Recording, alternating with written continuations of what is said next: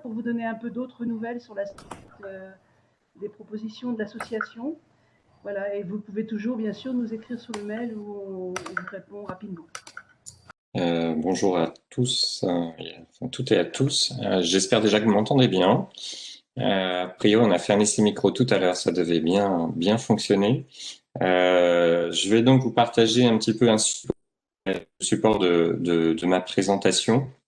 Et effectivement, comme le disait Stéphane, n'hésitez pas à noter soit sur un petit bout de papier pour ensuite questionner, ou en tout cas, ça serait plus facile même par ce biais du chat. Donc, de vos questions, et puis ensuite il y aura donc tout un temps d'échange à la fin de la présentation.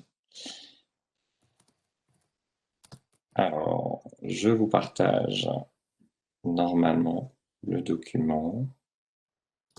Oups. Vous devez avoir sur votre écran une slide qui est donc en fait la première. On va parler de l'habitat, on va parler du béguinage comme habitat inclusif.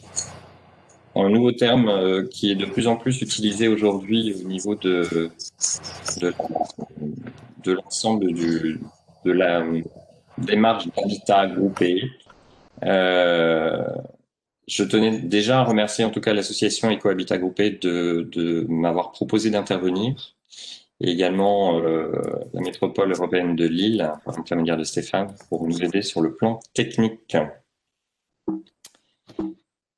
Alors, hop, déjà, je vais me présenter rapidement. Je me présente plutôt comme étant un assembleur de talents et un facilitateur du quotidien.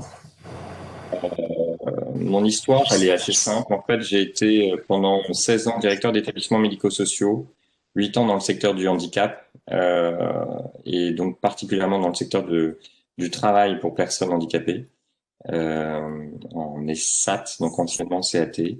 Et ensuite, pendant 8 ans, directeur d'EHPAD, donc établissement pour personnes âgées dépendantes. Et il y a 5 ans, donc j'ai créé Béguinage et compagnie parce que je me suis rendu compte qu'en fait, il y avait une méconnaissance du public personnes âgées, et que souvent, en fait, les promoteurs immobiliers, les bailleurs sociaux et même les communes, les communautés de communes, ça restait plutôt sur une dimension de l'agisme avec la personne très dépendante, et c'est uniquement un modèle PMR dans le cadre des habitats, et qu'il y avait un vrai besoin finalement de partir de la personne, de l'usage. Et donc, mon rôle, il est là. Il est voilà, de faciliter finalement le quotidien aux habitants. Merci.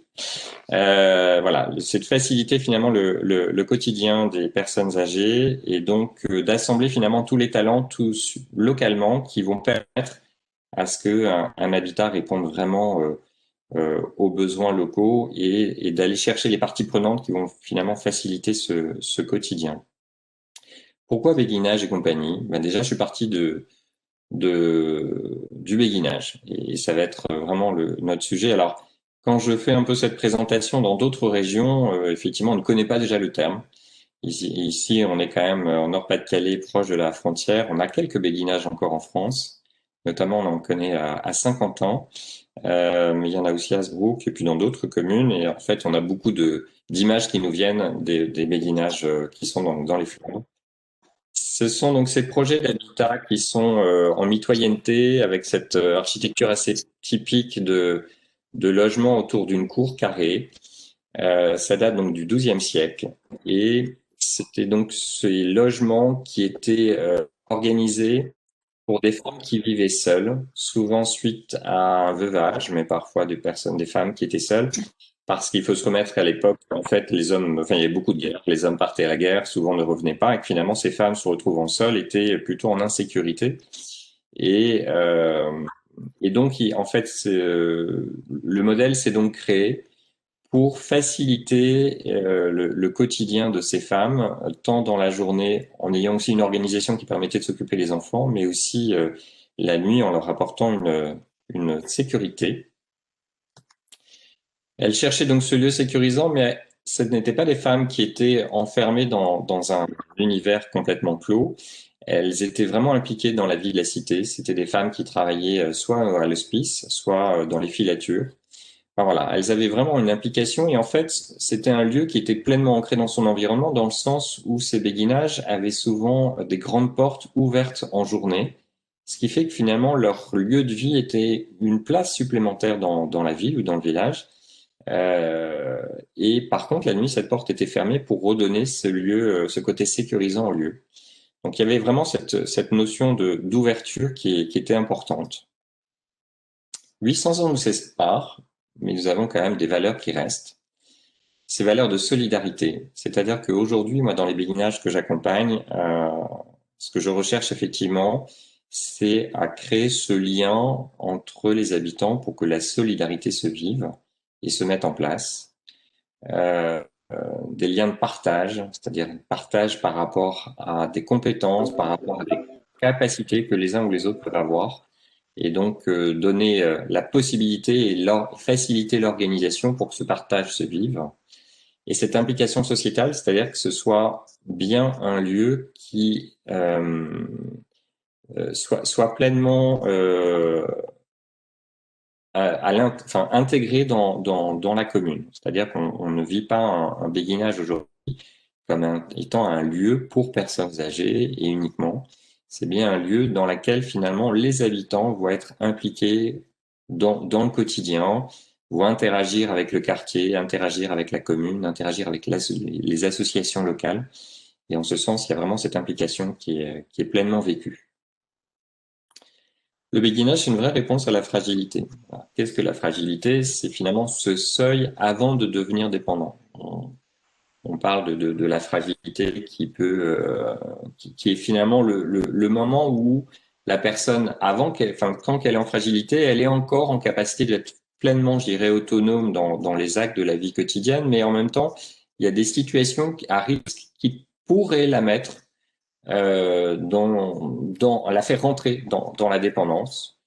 Et donc, en ce sens, le béguinage, par rapport à son organisation, je dirais, architecturale, est déjà une réponse à la fragilité parce que elle donne plus d'autonomie, en tout cas plus longtemps. Le béguinage répond à l'isolement, et là, en l'occurrence, ce sont donc des habitats groupés, des habitats qui sont en proximité les uns des autres. Et au-delà des habitats groupés, on est surtout sur des habitants qui se connaissent, qui ont eu le temps de faire connaissance, et donc, du coup, le phénomène d'isolement n'est pas ressenti. Et je peux vous témoigner que pendant la période du Covid, ça a été un élément marquant. C'est que les habitants que j'ai pu accompagner qui vivent aujourd'hui dans le béguinage ont très, très bien supporté finalement cette période-là parce que des activités ont continué à se vivre sur les espaces partagés. Je pense particulièrement aux espaces extérieurs en respectant les distances de sécurité, en mettant les masques. Mais en même temps, voilà, il y a un quotidien, il y a un esprit qui est resté là et qui était important. Béguinage comme réponse à la précarité, parce que aujourd'hui, on a vraiment une réponse à apporter pour des personnes qui ont aujourd'hui des petits revenus. Ça peut être même des propriétaires qui ont des petits revenus et des difficultés pour entretenir leur maison, leur logement. Mais c'est aussi des personnes voilà, qui sont locataires et qui doivent pouvoir accéder à du logement adapté, qui doivent pouvoir accéder à cette forme de vie en proximité les uns des autres. Et en ce sens, moi, je suis très attentif à travailler sur ces habitats qui permettent d'avoir donc des loyers suffisamment bas et des restes et des charges qui sont limitées pour laisser un reste à vivre. C'est un modèle participatif. Dans ce sens, pour moi, le béguinage doit être non pas un habitat, mais plutôt un lieu à vivre, un futur habité. Et donc, du coup, j'accompagne moi les projets systématiquement pour créer du lien social. Là, vous avez cette photo finalement où en fait on vient réfléchir sur l'organisation pratique des espaces extérieurs, des liens avec la ville. Enfin voilà, comment ça se gère. Et en fait, en associant déjà les habitants dans la réflexion, et ils sont pas tous encore prêts à se dire j'ai envie de ménager pour vivre en béguinage.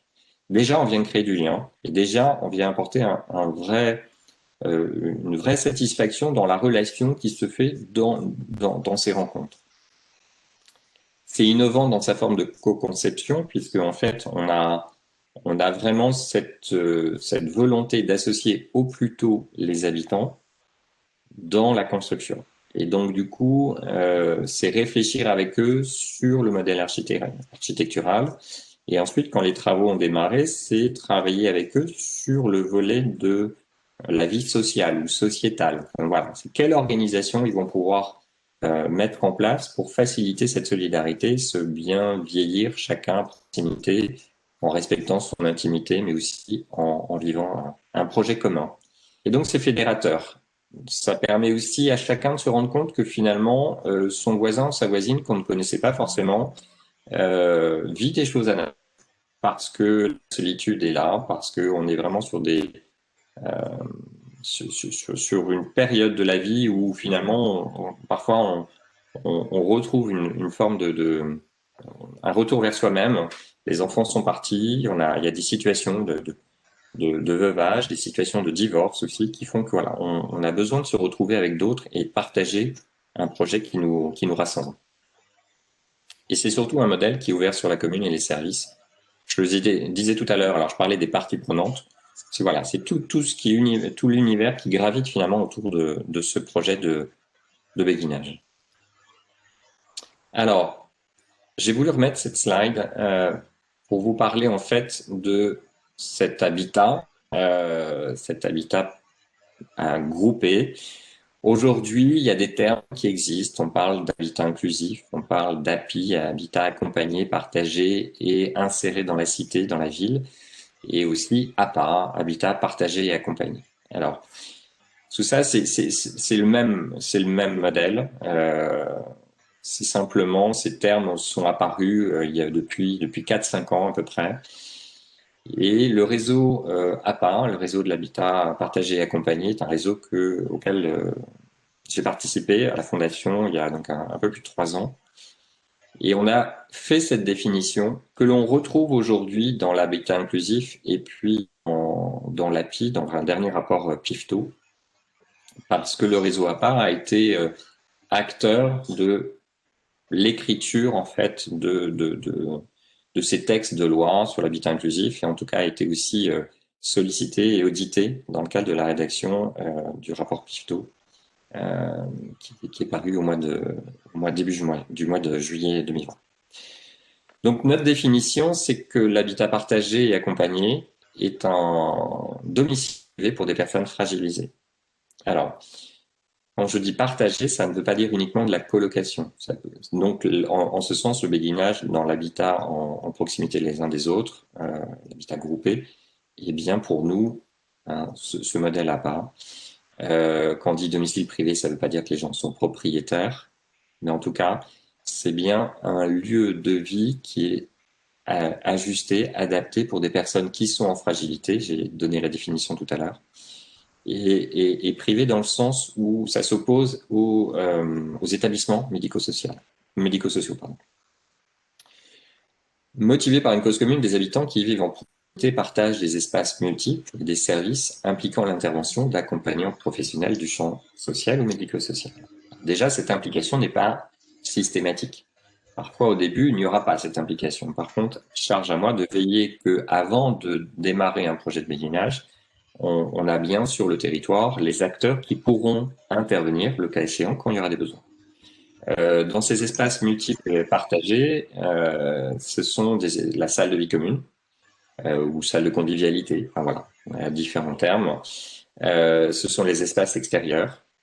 Voilà, ça peut être aussi une pièce qui est dédiée, et ça c'est au choix des habitants, une pièce qui est dédiée finalement pour faciliter le quotidien. Ça peut être une buanderie. Sur un projet a été évoqué un atelier. Il y avait pas mal d'hommes qui avaient envie de bricoler, il n'y avait plus de garage, donc ils voulaient faire finalement vivre ce temps de partage-là. C'est une cause commune qui anime les partenaires pour monter et faire vivre cet habitat. En ce sens, un habitat inclusif, un béguinage qui veut mettre en œuvre vraiment ce projet social, sociétal, ne peut pas se faire tout seul. Et donc, du coup, il doit vraiment être soutenu en premier lieu par la commune. Ça, c'est un point essentiel. Si la commune n'est pas partie prenante et n'a pas envie de se motiver, d'animer finalement les partenaires qui drainent autour d'eux, on aura des difficultés pour mettre en place. Et pour faire